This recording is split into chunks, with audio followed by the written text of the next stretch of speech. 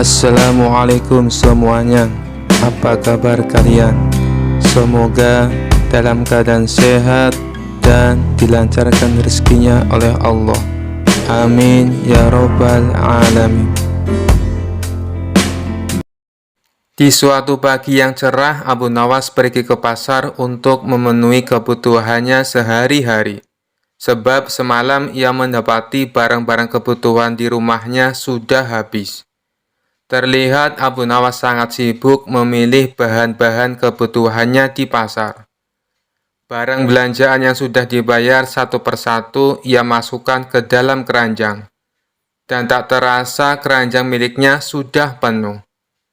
Barang belanjaan pun terlalu banyak. Abu Nawas tidak kuat mengangkat keranjang miliknya yang sudah penuh. Lalu ia berinisiatif meminta bantuan seorang kuli panggul untuk membawakan barang belanjaannya. Abu Nawas mencari kuli panggul hingga pandangannya tertuju pada seorang lelaki yang berbadan kekar dan tegap. Dia berpikir pastilah orang tersebut kuat untuk membawakan belanjaannya yang berat hingga sampai di depan rumahnya. "Hei kamu kemari, tolong bawakan belanjaan saya, nanti kamu saya beri upah," ucap Abu Nawas. "Baik tuan," balas orang tersebut. Abu Nawas lalu pulang bersama kuli panggul yang membawakan barang belanjaannya. Abu Nawas berjalan di depan kuli panggul, sekalian menunjukkan arah menuju tempat tinggalnya. Abu Nawas terlalu asik berjalan dengan santai sampai ia tidak menyadari kalau si kuli panggul sudah tidak berjalan di belakangnya. Kuli panggul tersebut kabur membawa barang belanjaan milik Abu Nawas. Seminggu pun berlalu. Abu Nawas mencoba mengikhlaskan dan melupakan kejadian tersebut. Hari ini ia kembali ke pasar untuk membeli belanja kebutuhan sehari-hari. Saat ia sedang asik memilih-milih barang, tiba-tiba salah satu temannya menghampiri. "Hai Abu Nawas, tadi aku melihat orang yang mencuri belanjaanmu tempo hari," kata teman Abu Nawas. "Mana orangnya?" tanya Abu Nawas. "Itu dia, ayo kita tangkap dan minta ganti rugi," ajak kawannya. Namun yang dilakukan Abu Nawas membuat kawannya heran. Ia justru lari dan sembunyi di sebuah warung untuk menghindari kuli panggul yang membawa lari belanjaannya. "Sebenarnya apa sih yang kamu lakukan? Kenapa malah bersembunyi?" tanya temannya heran. "Begini kawan, kuli panggul itu sudah membawakan belanjaanku selama seminggu, sedangkan aku belum memberinya upah. Aku takut dia akan menagih upahnya. Pasti tujuannya ke pasar mencariku, makanya aku sembunyi," jawab Abu Nawas. Mendengar penjelasan Abu Nawas, kawannya itu meninggalkannya dan berkata, "Kamu memang aneh Abu Nawas." Kisah selanjutnya. Abu Nawas dalam cerita lucu ini ditantang 3 orang sombong. Mereka pintar, tapi suka menantang siapa saja yang ditemui. Kali ini ketiganya coba menguji kepintaran Abu Nawas. Bermula 3 orang sombong ini memasuki kampung Abu Nawas. Kemudian penduduk setempat berusaha menghalangi 3 orang tersebut.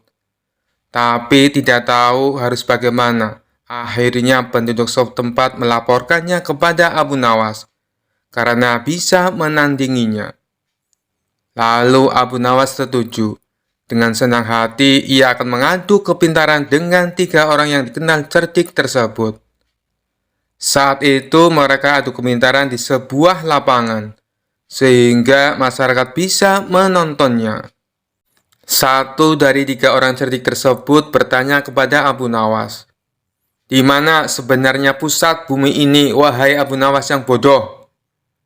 Disebut bodoh, Abu Nawas ternyata tidak marah.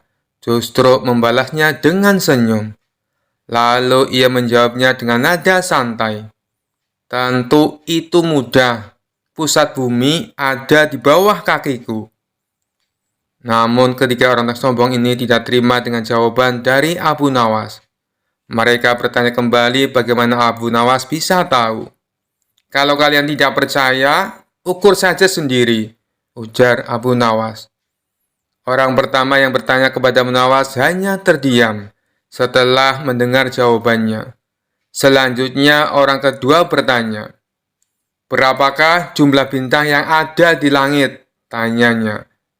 Ternyata pertanyaan itu hampir sama dengan yang pertama, dan sudah dipastikan Abu Nawas bisa menjawabnya dengan mudah. Abu Nawas menjawab, jumlah bintang-bintang yang ada di langit sama dengan jumlah bulu keledaiku ini. Kalau tidak percaya, silakan Anda hitung bulu keledaiku ini. Pasti Anda akan tahu kebenarannya.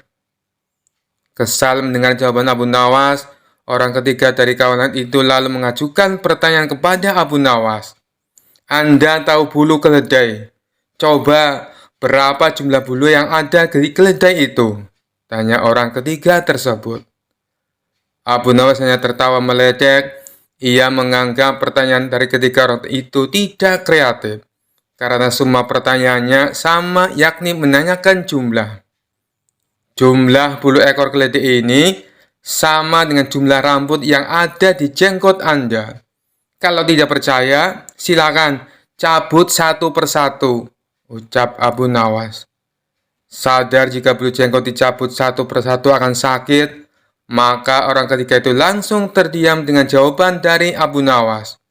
Ingin membalasnya, tapi tidak tahu apa yang harus ditanyakan lagi, karena ternyata Abu Nawas lebih cerdik dari dirinya. Kisah selanjutnya. Dikisahkan Abu Nawas pergi ke negeri seberang yang terdapat sebuah kerajaan aman, adil, makmur, dan sentosa, karena dipimpin oleh raja yang bijaksana. Sang raja sudah memimpin sejak usia muda hingga sekarang. Di masa tua belum pernah digantikan oleh siapapun. Dan rakyatnya tidak pernah keberatan karena raja memerintah dengan adil. Suatu hari raja merasa jenuh. Dia ingin istirahat menjadi raja selama setahun. Namun uniknya tidak menyerahkan posisi raja kepada anak keturunannya, tetapi malah mengadakan sayembara untuk mencari sosok yang pantas menjadi raja. Disebarlah pengumuman ke seluruh negeri. Siapapun boleh menjadi raja, mulai rakyat jelata sampai kaum bangsawan. Tetapi ada dua syarat yang harus dijalani. Syarat pertama, dia akan dijadikan raja selama setahun. Syarat kedua, setelah menjadi raja selama setahun, maka harus diasingkan di sebuah hutan belantara yang dihuni ribuan hewan buas. Syarat pertama tentu saja bukan masalah besar, justru merupakan suatu keberuntungan. Namun syarat kedua membuat orang-orang yang berhasrat menjadi raja akan berpikir dua kali. Karena semua orang tahu seperti apa hutan belantara yang penuh dengan binatang buas. Karena itulah sayembara tersebut belum ada yang berani mengajukan diri menjadi seorang raja. Akhirnya datang seorang pemuda yang menyatakan kesanggupannya menjadi raja dan menerima dua syarat tersebut. Pemuda ini sebenarnya adalah pemuda biasa yang ingin merasakan bagaimana nikmatnya menjadi raja, karena selama ini ia hidup pas-pasan. Diangkatlah dia menjadi raja, dan mulai saat itu mendapat pelayanan layaknya seorang raja. Harta berlimpah, wanita cantik, makan dan minuman enak, serta fasilitas istimewa lainnya. Tapi sayang, ternyata ketakutannya akan kematian membuatnya tidak bisa menikmati semua itu. 3 bulan pertama, dia mulai gelisah, karena umurnya tinggal 9 bulan lagi. 3 bulan kedua, ia makin tidak tenang makan, tidur pun tidak nyenyak. 3 bulan ketiga, dia mulai menyesali keputusannya menjadi raja. 3 bulan terakhir, si pemuda makin stres berat, karena hidupnya tinggal beberapa bulan lagi, dan kesenangan yang dicari selama ini tidak bisa dirasakan. Ketika masa jabatannya sebagai raja sudah berakhir, Lalu dibuanglah dia ke hutan belantara. Tidak butuh waktu lama, terdengar kabar ke seluruh negeri jika pemuda itu tewas dimakan binatang buas. Adanya peristiwa tersebut membuat orang-orang kian enggan melamar menjadi raja. Tapi ternyata masih saja ada pemuda lain yang ingin melamar menjadi raja. Diangkatlah pemuda kedua ini menjadi seorang raja. 3 bulan pertama menjadi raja, ia puas-puaskan berpesta, karena sadar hidupnya tidak akan lama lagi. 3 bulan kedua dan berikutnya, hari-harinya ia habiskan dengan foya-foya dan pesta pora. Bulan berganti bulan, pestanya makin gila-gilaan. Ia sudah tidak peduli lagi pada apapun. Dia hanya ingin bersenang-senang sebelum mati setelah jabatannya sebagai raja berakhir. Lalu dibuanglah dia ke hutan belantara. Tidak berapa lama terdengar kabar bahwa si pemuda kedua tewas diterkam singa. Tubuhnya dicabik-cabik dan jadi rebutan para singa. Peristiwa ini membuat banyak orang melupakan mimpi menjadi seorang raja. Mereka masih penasaran apakah masih ada orang yang cukup bodoh untuk melamar menjadi raja. Suatu hari Abu Nawas mampir ke negeri tersebut dengan tujuan menemui sahabat lamanya yang kebetulan merupakan penduduk di sana. Sesampainya di negeri itu, dengan penuh kehangatan Abu Nawas disambut temannya. Mereka berdua saling melepas kangen satu sama lainnya. Di sela-sela obrolannya, Abu Nawas merasa iba dengan kondisi sahabatnya itu. Ia kini hidup miskin, tinggal di gubuk kecil reot, hanya seorang diri. "Mana istrimu?" tanya Abu Nawas. "Semenjak aku jatuh miskin, ia pergi meninggalkanku," jawab sahabat. "Ya sudah, yang sabar ya. Yang penting kamu jangan tinggalkan sholat. Jangan lupa berdoa kepada Allah, agar Allah membukakan pintu rezeki untukmu," tutur Abu Nawas. "Alhamdulillah, aku tidak pernah tinggalkan sholat. Bahkan aku sekarang rajin berpuasa sunnah," balas sahabatnya. "Oh iya, ngomong-ngomong, mana nih makanannya? Dari tadi kenapa belum keluar?" celetuk Abu Nawas. "Maaf Abu Nawas, aku sudah tidak punya apa-apa. Aku sendiri kadang sehari makan, kadang tidak," ujar sahabatnya. Mendengar hal itu membuat hati Abu Nawas makin terenyuh. "Kenapa tidak mencari kerja? Upahnya kan bisa untuk beli makanan," tanya Abu Nawas. "Setiap hari aku keluar untuk cari pekerjaan, tapi belum juga dapat. Mungkin belum rezekiku," jawab sang sahabat. "Kalau mau nekat sih sebenarnya aku bisa. Bahkan aku bisa menjadi raja dan kaya raya. Tapi itu hanya sementara. Setelah itu aku mati diterkam binatang buas di hutan belantara," kata sahabatnya melanjutkan. "Maksudmu bagaimana?" tanya Abu Nawas heran. Kemudian sahabatnya itu memberitahu tentang sayembara yang diadakan rajanya. Mendengar sayembara tersebut, Abu Nawas terdiam sejenak. Tiba-tiba terlintas di benak Abu Nawas sebuah ide yang cemerlang. "Kamu ingin hidup kaya? Aku akan membantumu. Sekarang juga antaran aku ke hadapan rajamu. Aku mau mendaftar menjadi raja," ucap Abu Nawas. "Kamu gila ya? Jangan Abu Nawas, itu sama saja bunuh diri," cegah sahabatnya. "Sudahlah, turuti saja perkataanku," timpal Abu Nawas. Maka diantarlah Abu Nawas ke istana untuk menemui sang raja. "Ada perlu apa kalian datang kemari?" tanya sang raja. "Maaf Tuan Raja, hamba Abu Nawas dari negeri seberang ingin mendaftar menjadi raja. Itu pun kalau Tuan Raja mengizinkan," ucap Abu Nawas. "Oh, tentu saja boleh. Siapapun dipersilakan menjadi raja. Tapi ada 2 syarat yang harus dijalani," ujar sang raja. "Hamba siap Paduka yang mulia, tapi hamba minta satu permintaan. Izinkan sahabat hamba ini menjadi pengawal pribadi hamba," kata Abu Nawas sambil menunjuk sahabatnya yang berdiri di sampingnya. "Oh, silakan saja. Saat menjadi raja selama setahun, kau berhak atas segala sesuatunya. termasuk mengatur semua prajurit kerajaan beserta para menteri. Tapi ketika masamu menjadi raja berakhir, sahabatmu juga harus ikut kau dibuang ke hutan belantara, timpal sang raja. Sahabat Abu Nawas ini pun kaget dan sempat menolak dijadikan pengawal pribadinya. Namun akhirnya Abu Nawas berhasil membujuknya.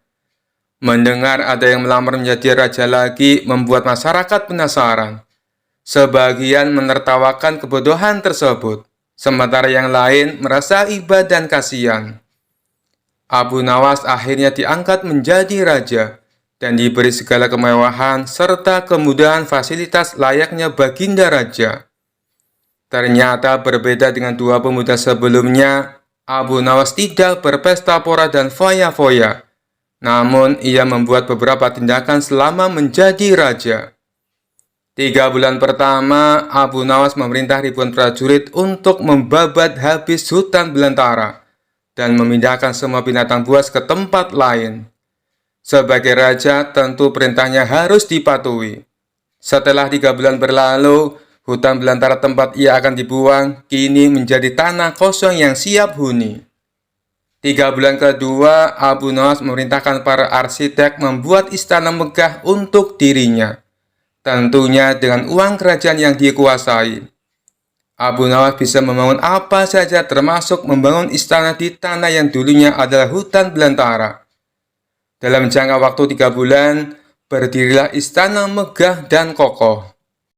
3 bulan ketiga, Abu Nawas memerintahkan para prajurit membawakan harta dan perabotan dikirim ke istana yang baru saja dibangunnya. 3 bulan terakhir, Abu Nawas menawarkan kepada masyarakat, siapa saja yang mau pindah di wilayah istananya akan dibuatkan rumah dan diberi modal uang untuk berdagang. Kesempatan tersebut tidak disia-siakan warga. Ratusan orang mendaftarkan diri untuk pindah ke sekitaran istana Abu Nawas. Selama 3 bulan terakhir, tempat yang tadinya hutan belantara kini berubah menjadi pemukiman penduduk.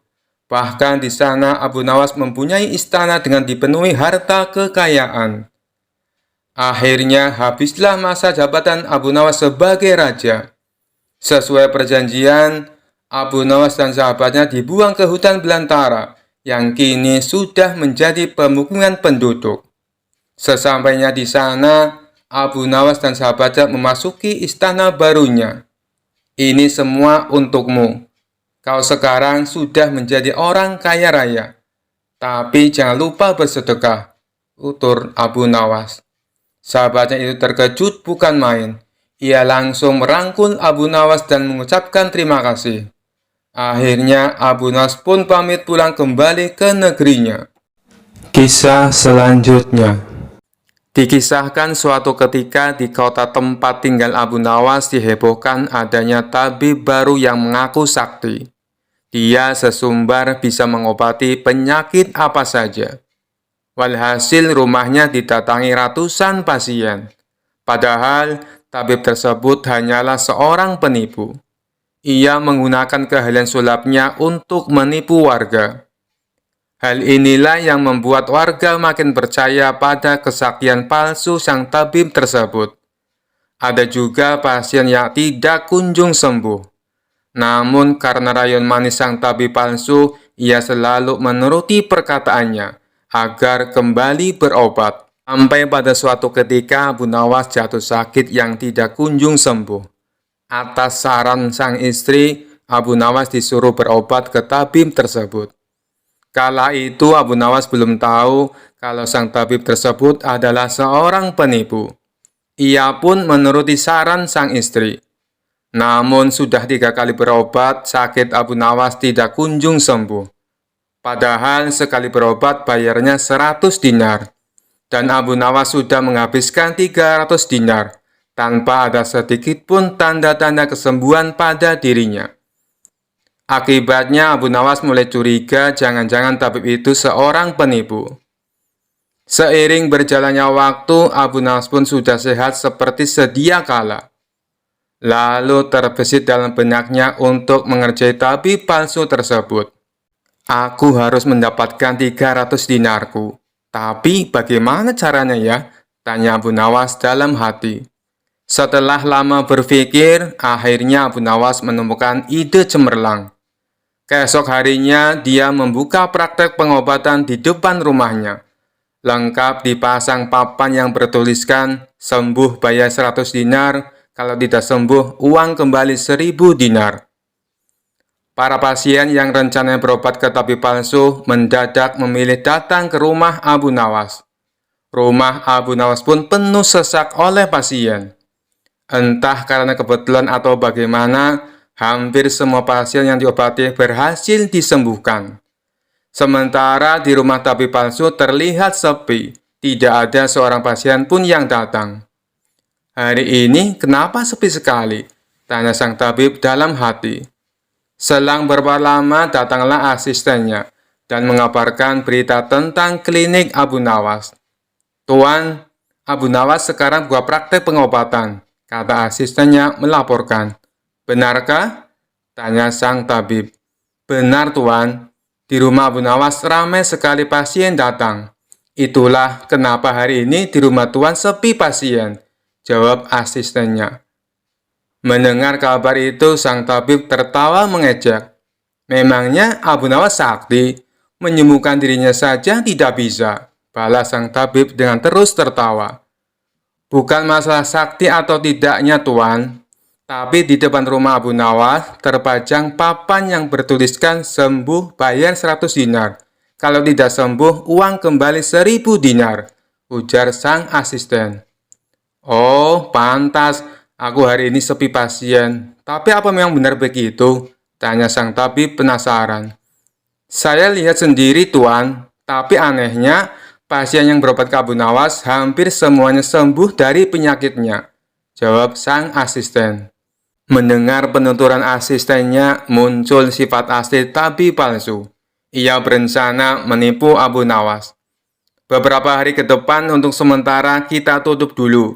Biarlah Abu Nawas yang membuka praktek pengobatan, ucap sang tabib kepada asistennya. Memangnya kenapa, Tuan? Tanya asistennya penasaran. Aku punya rencana untuk menipu Abu Nawas. Aku pasti akan mendapatkan 1000 dinar, jawab tabib palsu itu. Tapi bagaimana caranya? Tanya sang asisten bertambah penasaran. Begini, aku akan berobat ke tempat Abu Nawas. Aku akan berpura-pura sakit pada indera perasa lidahku. Kalau ditanya sembuh atau tidak, tentu saja aku akan mengatakan tidak. Karena yang tahu sembuh atau tidaknya kan hanya aku, paparnya. Dengan begitu, aku bisa dapat dengan mudah mendapatkan 1000 dinar, kata sang tabib menjelaskan.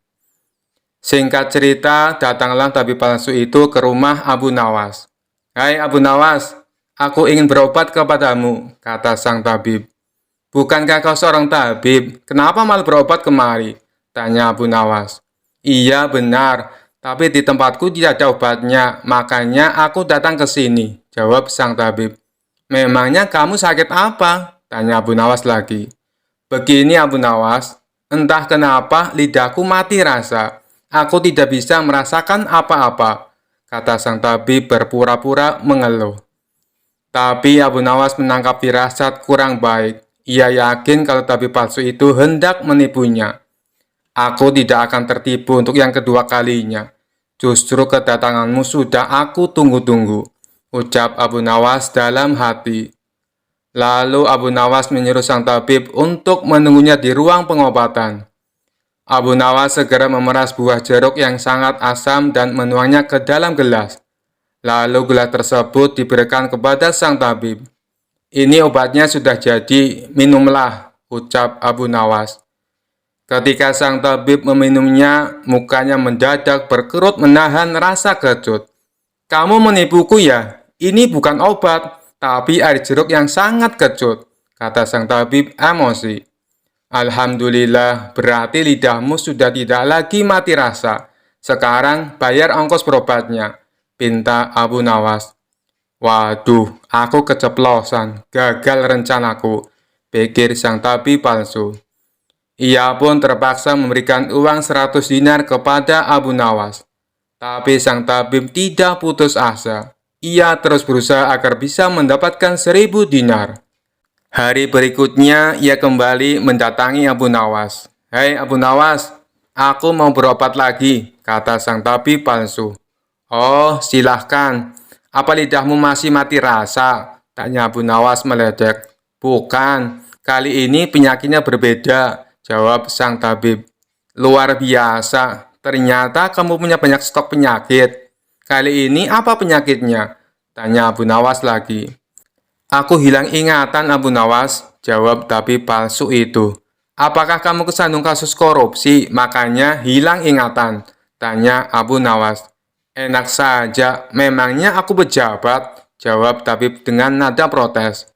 "Baiklah, kamu tunggu di sini sebentar, aku akan mengambilkan obatnya," ucap Abu Nawas. Tidak berapa lama, Abu Nawas kembali menemui sang tabib palsu. "Ini obatnya, silakan diminum," kata Abu Nawas sambil memberikan gelasnya. "Aku tidak mau minumnya, Abu Nawas," ujar sang tabib. "Loh, memangnya kenapa? Katanya pengen sembuh," ucap Abu Nawas. "Ini kan perasaan air jeruk seperti kemarin. Aku tidak mau," kata sang tabib menolak. "Alhamdulillah, tanpa meminumnya pun kamu sudah sembuh. Sini, bayar 100 dinar," pinta Abu Nawas lagi. "Sudah sembuh? Sembuh apanya? Kamu jangan mengada-ada, Abu Nawas," protes sang tabib. "Buktinya, kamu masih ingat dengan obat yang kemarin aku berikan itu. Berarti sakit hilang ingatanmu sudah sembuh," jelas Abu Nawas. Untuk kedua kalinya, rencana sang tabib palsu mengalami kegagalan. Mau tidak mau, ia harus memberikan uang kepada Abu Nawas. "Kurang ajar. Ternyata Abu Nawas tidak sebodoh yang aku kira," pikir sang tabib. Tidak terima dengan dua kegagalan yang dialami, tabib palsu itu berpikir keras untuk mengalahkan Abu Nawas. Setelah merenung agak lama, akhirnya ia mendapatkan sebuah ide. "Aku pasti berhasil," ungkap tabib merasa yakin. Kali ini ia berpura-pura buta. Si tabib berjalan ke rumah Abu Nawas dengan bantuan tongkat di tangannya. Setelah tiba, Abu Nawas sempat kaget dengan penuh rasa iba. Abu Nawas bertanya kepada sang tabib, "Apa yang menimpamu dan mengapa kamu bisa seperti ini?" Si tabib palsu menjawab, "Tolonglah aku, Abu Nawas. Mataku tiba-tiba buta. Sembuhkanlah aku," terangnya. Tabib itu kemudian dipersilakan masuk dan duduk di ruang pengobatan. Setelah mengamatinya dengan seksama, Abu Nawas akhirnya menyadari bahwa itu adalah tipuan. Namun, Abu Nawas tidak pernah kehilangan akal. Ia punya cara lain untuk menghadapinya. "Sepertinya penyakit kebutaanmu sudah sangat parah. Maafkan aku, untuk kali ini tidak mampu mengobatinya," ucap Abu Nawas pura-pura sedih. Mendengar jawaban tersebut, sang tabib langsung kegirangan. Akhirnya bisa mengelabui Abu Nawas. "Terus bagaimana ini, Abu Nawas? Padahal aku berharap banyak kepadamu," kata sang tabib berpura-pura. "Iya, mau bagaimana lagi? Aku tidak mungkin bisa menyembuhkanmu," jawab Abu Nawas. "Kalau begitu, aku dapat uang 1.000 dinar dong," tanya tabib palsu itu penuh harap. "Tentu saja kawan, aku tidak mungkin berdusta," balas Abu Nawas. Kemudian Abu Nawas masuk ke rumah untuk mengambilkan uang.